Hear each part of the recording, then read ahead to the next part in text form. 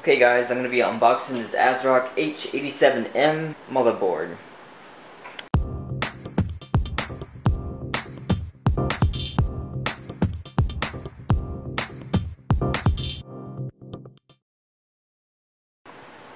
Okay, I guess just ignore the tablecloth here. I'm subleasing an apartment this summer and it's not mine, so just kind of ignore the flowers.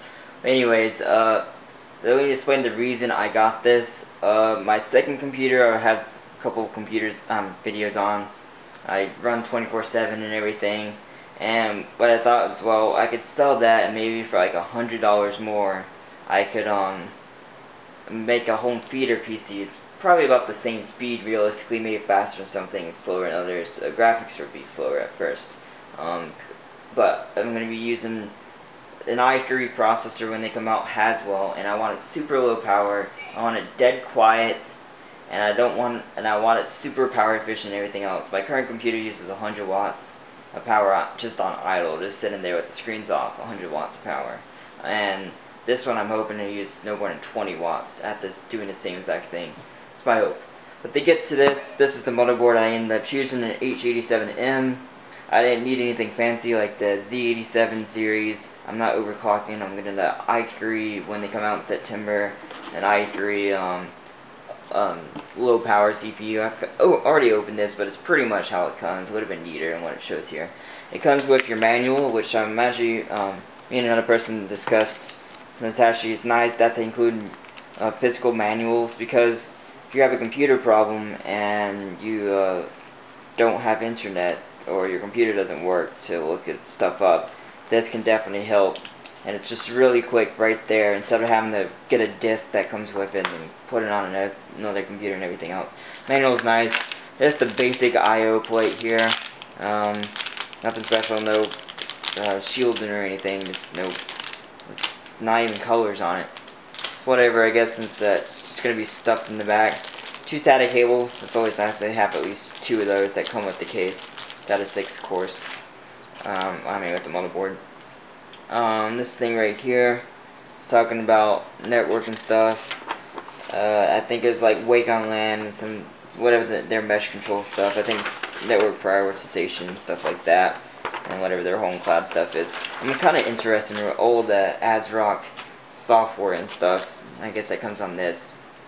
No, never used Norton. Anyways, I'm not excited about Norton. Let's see, I think it's on the back. Okay, yeah, let's go in the back here real quick and zoom in. Oops.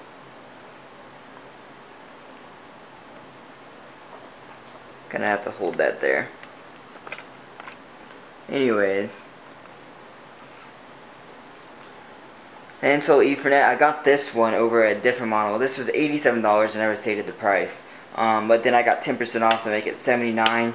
So that was about the cheaper, one of the cheaper. It's micro ATX, cheaper Haswell boards you can get currently.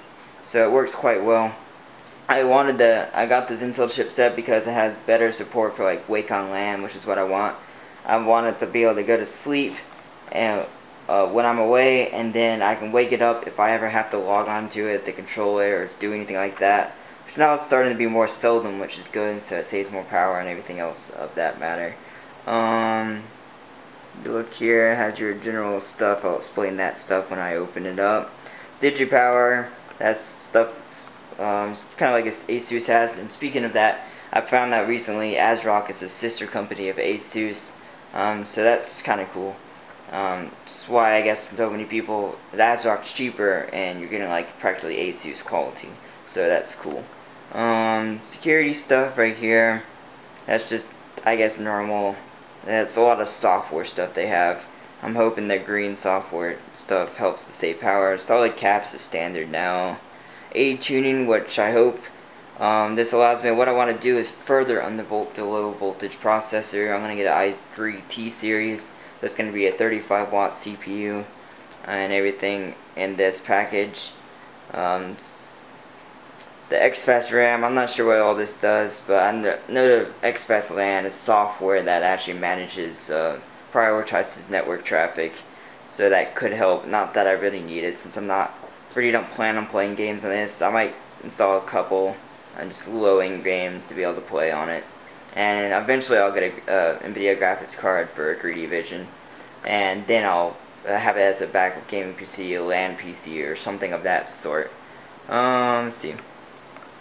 Configure fan speeds. I like that because I'm gonna want to lower my fan speed as low as possible, and I'm gonna get Noctua fan, so there should be dead quiet and everything like that. USB key and all this sort of stuff. Multiple monitors right on integrated graphics is awesome because I do plan on using this with 2 monitors and then a third if I hook my projector up to it. And easy driver install. The fast boot, something I like as well, because I hope now to be able to turn it off at night instead of keeping it on. Boot it up, and it says 1.5 seconds. That's very few and in between results. I think it's 1.5. I'd expect about 5 seconds will be more realistic on that. I hope that's the realistic option, because if I can boot within like 15 seconds total after the power button pressed, that'd be awesome.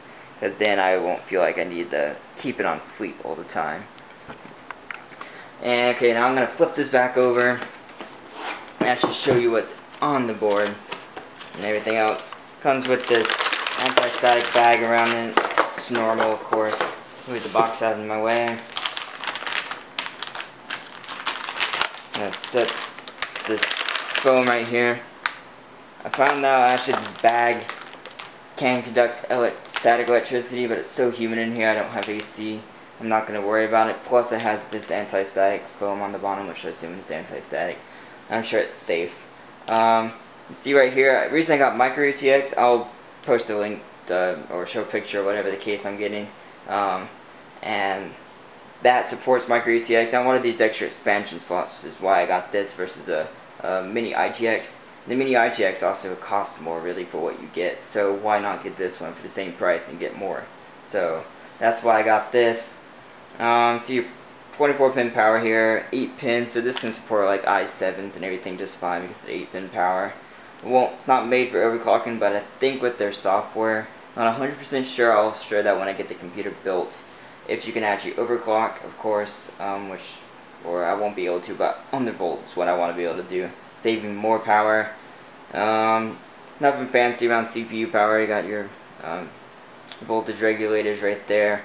New socket layout, of course. You just pull this out, bring this up, and it's unlocked. You bring this down, do that, and you're good to go. You got your south bridge here. I'm guessing that's what they call it still. I haven't. My old computer is a P45 chipset, 775 socket, so it's very old relative to this. SATA 6 here. You got PCI Express here. Got 2 PCI slots and another PCI Express down here. What I'll end up doing is put a graphics card here one day. It's a times 16. This I think comes down to like a times 4 or something like that. But I'll only use a times 1. I'm gonna put a sound card in here one day. It's so long off. I won't really have the money for that right now. But years to come, it'll have a sound card put in there. That's the plan. Get around to the side ports here. Kind of lift this up here. You see what my fingers on is 7.1 surround integrated with the optical. The optical is what I plan on using directly to my speakers, digital. So integrated sound shouldn't be much of a problem. It's 4 USB 3. The Motherboard for some reason had 6, but I'm not sure why. You look at the gigabit Ethernet here. I like that it's an Intel chipset. I just a bit of a bias towards that in a way. I feel like it'd be a little bit more stable, a little bit faster. And of course, if I'm streaming media, one day I'll plan to stream it all over the network. I only plan to have an SSD in this computer and stream everything over the network, or use a USB drive for my media.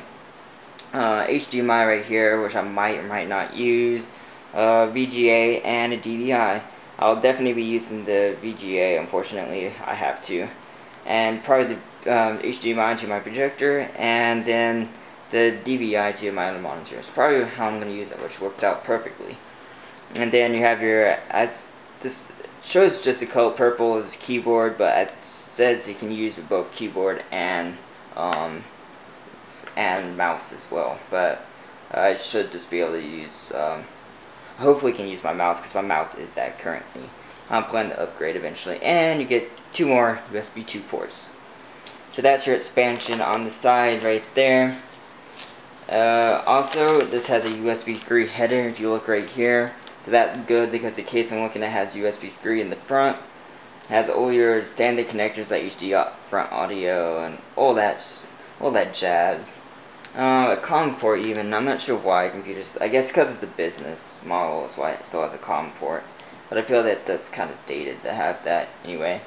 Fan wise, it has a fan port here, a fan port here, 4-pin here. Let's see. Yeah, there's a 3-pin fan here, a 4-pin fan right here, a CPU fan right here, a power fan 3-pin right here, and another 3-pin fan right there. So there's 2 4-pins and 3 3-pin fan connectors on this. What I plan to do is get the Noctuas probably. I'll have CPU fan on this. I'll have probably the Noctuas on these 2, and I hope maybe another probably ran a cable around here. I'm not quite sure. I'll have to figure out once I get the case and install the motherboard into the case. Otherwise, pretty excited for this, and I can't wait to finish it and show you guys. But if you have any questions about this motherboard, as much as I can tell you currently, please do comment below. If you want to see more videos of this nature, subscribe and everything else like that. And thanks for watching, guys.